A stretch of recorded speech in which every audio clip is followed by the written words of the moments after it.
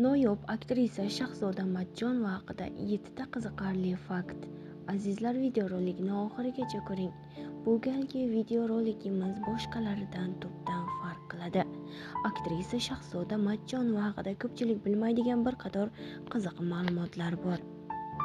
Hech ham aktrisa bo'lishni orzu qilmagan yulduz 1987-yilning 8-avgust kuni Qoraqalpog'istonning Nukus shahrida tug'ilgan va san'atkorlar xonadonida voyaga yetgan. 2016-yilning 25-noyabr kuni Omar ismli yigit bilan oila qurgan. Yoshlarning nikoh to'ylari Toshkentdagi eng katta restoranlarning birida bo'lgan. Hatto u soxta kuyov ekanligi haqidagi gap-so'zlar tarqalgan.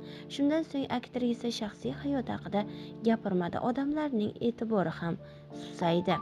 O'zbek Qoraqalpoq teatr va kino aktrisasi Shahzoda Matchonova ovqat qilishni yoqtirmaydi hamda liftga yolg'iz chiqishdan qo'rqadi. Aktrisa 2019-yil Instagram'dagi storieslarining birida ajrashganmisiz degan savolga ha deb javob berdi.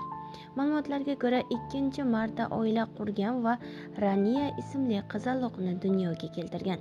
Shahzoda Matchonova o'zbek film direktori nazariga tushadi. Undan so'ng rejissyor Zebo Navruzova uning suratlarini ko'rib kastingga taklif qiladi va kastingdan o'tadi.